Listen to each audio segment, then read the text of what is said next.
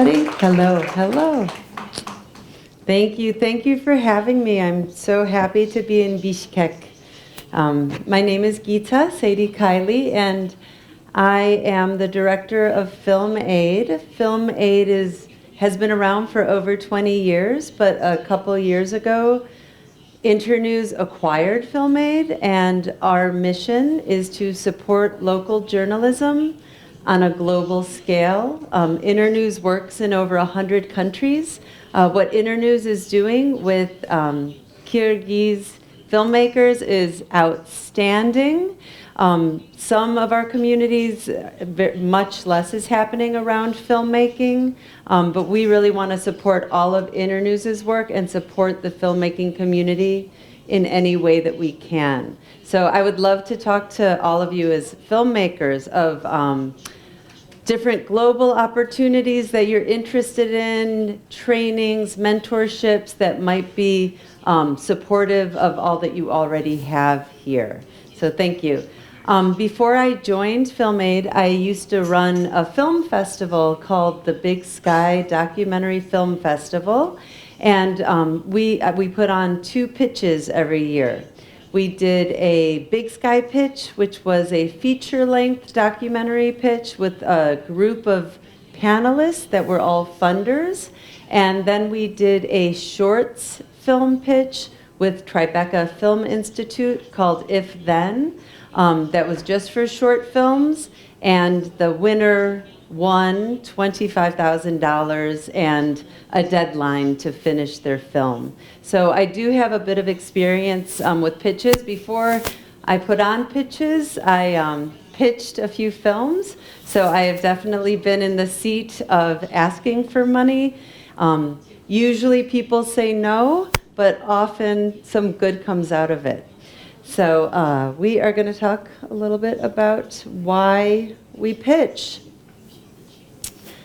So the main reason why you pitch your film is to raise the money, but there are so many other good reasons to pitch that really help your project. Even when the answer is no, you always become better at talking about your film and articulating your film and building a community around your film. So funding is number one, but partners and impact also happen often when you talk of your film. Finding audience members, your biggest cheerleaders in communities that are going to help the reach of your film happens through pitching, and just supporters, people who care about your film, and you're going to pitch it, and then you're going to finish it, in my case, 2 to 6 years later. and you've had those supporters all along the way helping you. So many good reasons to pitch.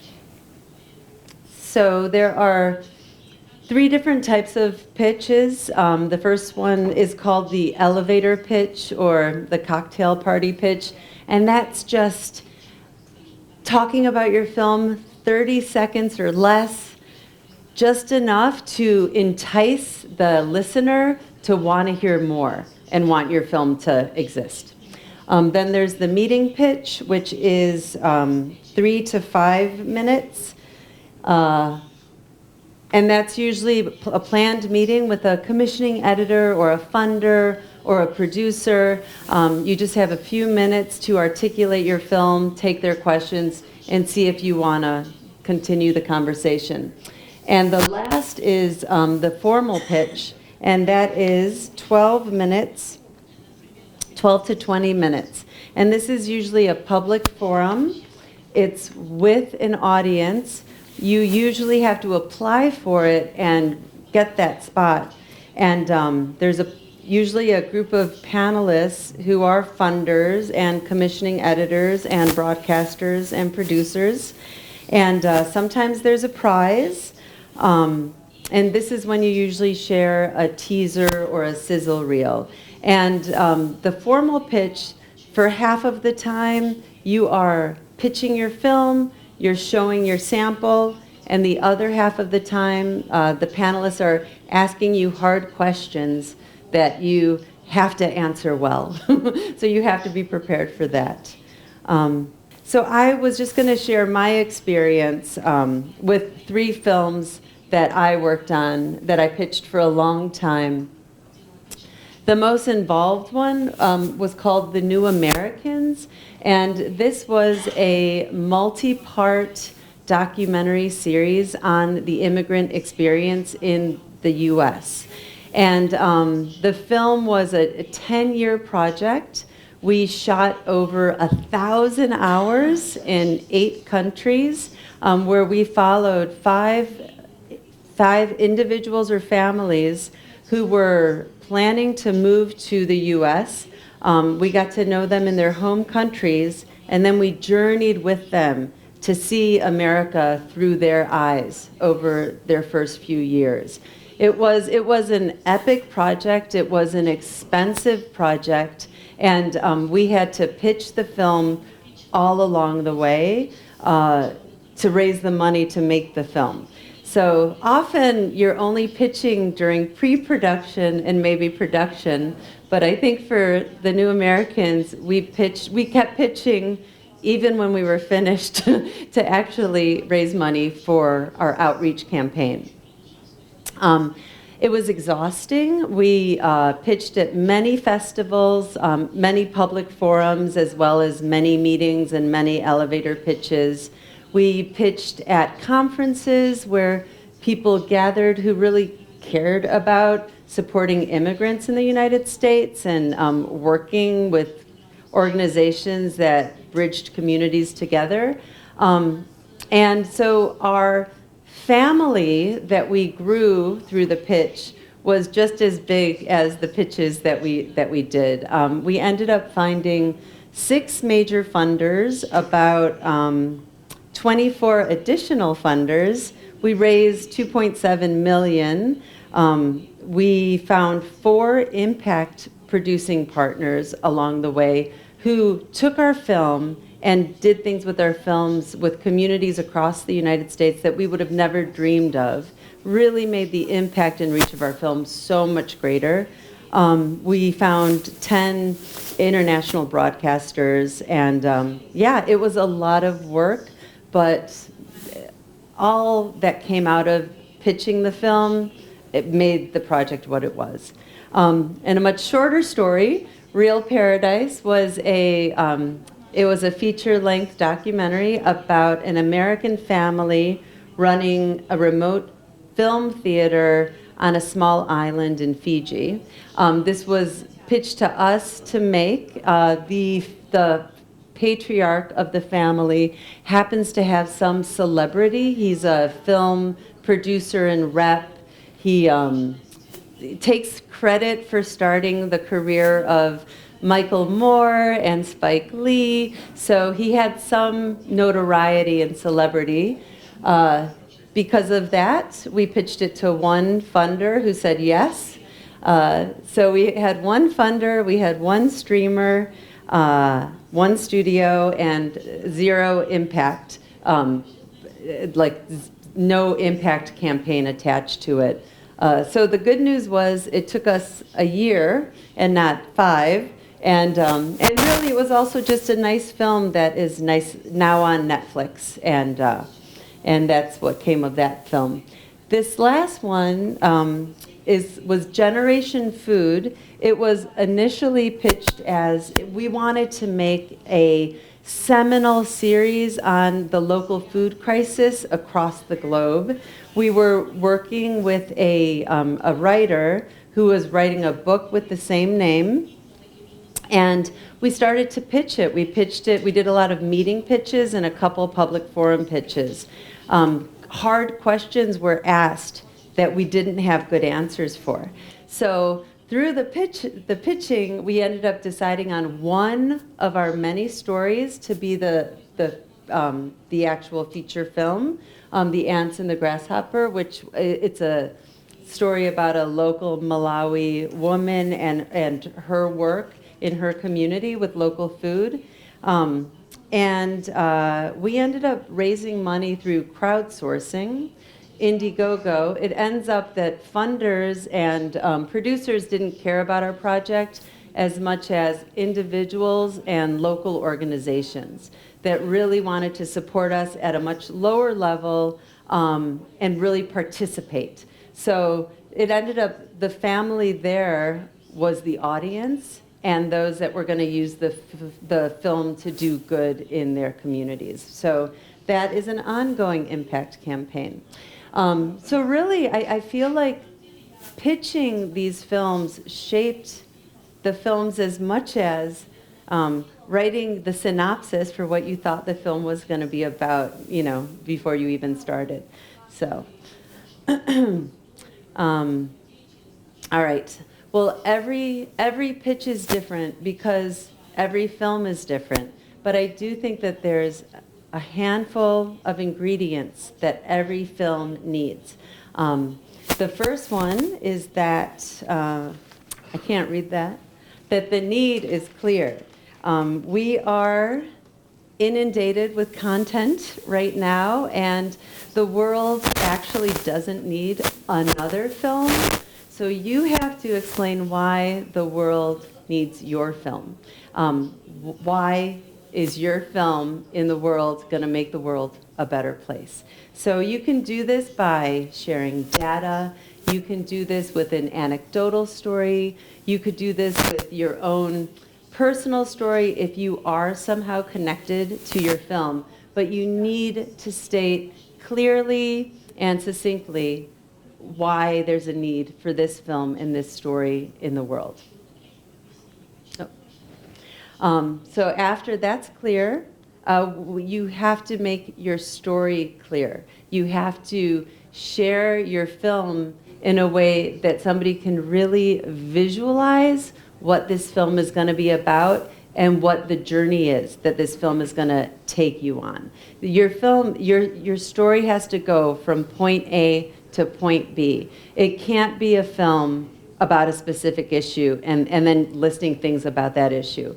You have to tell me what experience I'm going to have watching your film and where I'm going to end up. There are quite a few issue-driven films where people do a pitch with a whole lot of information about an issue, and you still don't know what their film is about. You really have to think about being clear about your story. Even when there isn't a resolution, and often there isn't a resolution, the journey has to have a movement from point A to point B. The third is that your access is clear. I think I mentioned this morning, that access to story and accountability is a very big deal right now to all funders, all producers and broadcasters. In the West, definitely. They want to make sure that you're the right person to tell this story, to make this film. So you have to tell them why you are the one. Are you part of this community that you're making this film about? If you're not, that's okay. But how are you partnering with this community, the community of your film, in really meaningful ways? And that doesn't mean just hiring an associate producer, to work on the film. That means creatively working with another person whose voice is going to be a part of your film. Access is a huge deal right now. And if I have somebody from California sending me a gorgeous film about an indigenous group in the Amazon, I'm really going to question who his team was and where that voice is coming from. So that really has to be clear. Okay. And then you have solved the problem. That's very vague, but doesn't mean you really have to solve the problem of the big issue that you're facing. But you do have to articulate that your film can shine a light on an issue, that your film can build awareness around an issue, that your film will have an impact campaign connected to it that will change the world, or at least your community, or policy or the law. Have a goal. You should have a goal to what your film can do in the world, and you just have to be able to articulate that. And then finally, just that with all of these ingredients, that your pitch is succinct, that it is clear, that it is, it makes sense to the listener, and you knew what you were talking about. So you are sharing your film, you're sharing your story, you're feeling it, you're not reading it off of a script. You know this film, and you know what you're doing, that it's clear and it's succinct. Just a couple tips. More so, these are tips from watching films, watching pitches, and then doing pitches. The first is to really know your audience. Every pitch is different depending on who you're talking to. I don't know if you've written proposals for films to different foundations. We do that a lot in the US, where I might be applying for funding to the MacArthur Foundation, and then I'll be applying for the same film to the Ford Foundation. And I know they have different mandates, and they have a different focus. It's not that I'm changing my film, it's just that I'm focusing on a part of my film for that audience. The same goes with the pitches. You really have to think about who's on the panel, what are they looking for in their programming, and how does your film fit that? Don't be scared to make comparisons to films that you aspire to be like. Either you can say it's the Fargo of Kyrgyzstan, or you could say my film is Fargo meets the Titanic. Be aspirational, and don't worry. Like if your goal is rather high, it creates a visual, and it also creates kind of a style that your audience can think about. In the same vein, be innovative, really have something or 5 things in your pitch that show that your film is singular, it's different than all the other films about this subject, about this issue, about this community. But be realistic. So find that fine line between innovation and realism. When you're pitching, you have to believe that you can make this film. I often see when questions are asked that the pitchee will say, "Oh, I don't really know. I haven't really thought about that. I'm going to try." They sort of, when your shoulders go down, you're losing. You're not going to get the funding, You're up there, you're selling your film, you believe in yourself, and you believe in this film. And really, if you show any question that you can do this film, your panelists will not sign up, And that happens a lot because we're all, we all question our abilities, right? But when you're pitching, leave that part of your personality off the stage. Prepare well, know your audience, and you are the most important person up there. Funders and people fund people as well as the film. So your experience, your passion, your commitment to the story, your knowledge of the story is so important.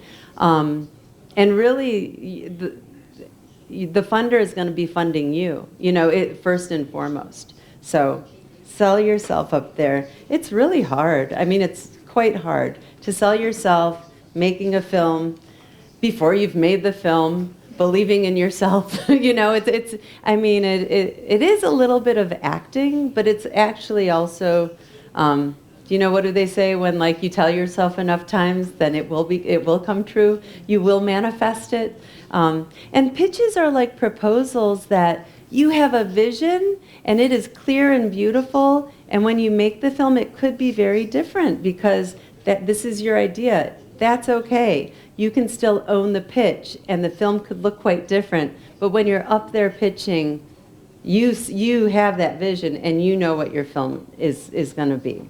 And always rehearse. It's a lot of people rehearse, by sitting and like reading like this, and they don't actually stand in front of the mirror and really practice. And that usually shows. So as silly as you feel, rehearse it, time it, like practice, practice, practice. And that sounds so obvious, but sometimes that doesn't happen. So, okay. And really, I honestly, I always feel so funny. It's like talking about logging tapes when you're like, it's so great because you get to know your footage so much better by doing this awful time-consuming thing. It's like pitching. Pitching is a lot of time, and it's a lot of work, but I really believe that it makes every film better. So, thank you. Yeah, thank you.